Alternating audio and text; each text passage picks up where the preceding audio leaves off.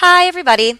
This is a review video on the word problems that a lot of you guys are struggling with. This is the problem from the packet that we did in class today. All right, so if you want to follow along, take that packet out because I know you guys have so many packets now.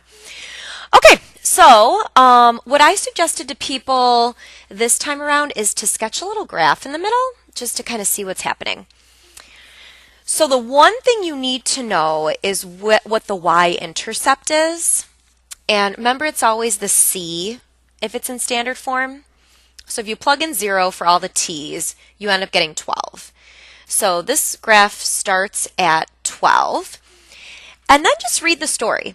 A rocket is launched. Okay, so a rocket gets launched up, and at some point gravity will take it back down, and it'll hit the ground. So if you could just sketch a little picture of what's happening, you should be okay.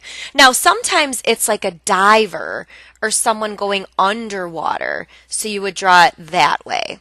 So just make sure you draw the graph right. And this helps me answer these questions a lot because number 9, what is the initial height of the rocket? That would obviously be the starting point here, which is 12 meters. Okay, now number 10. At what time does the rocket reach its maximum height? That's the vertex. Okay, whenever it says maximum, that's the vertex. Now, time is always vertex h. So how do we find vertex? It's negative b over 2 times a. And I'm just getting these from here. Negative b over 2 times a, that ends up being 2, so it's 2 seconds. Now 11's saying, what is the actual maximum height? So we're going to use vertex h and plug it in. This one's vertex k. So we're going to take 2 and we're going to plug it in for all the times, like all the t's. All right, so let's plug in 2. So it's negative 2 squared plus 4 times 2 plus 12. So that's where the 16 comes from. So this one is 16 meters. Okay, now number 12. When does the rocket land? So if it's landing, that's going to be right here. And here's the trick on this one. If the rocket is landing and hitting the ground, what does that mean for this equation? It means the height is going to be 0.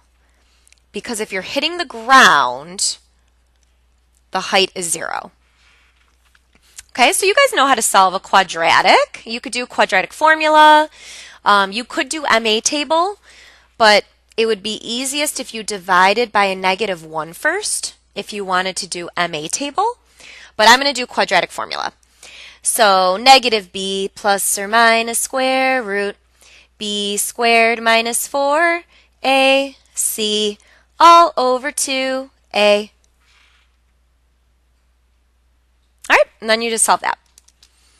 And don't forget, we always get 2 answers.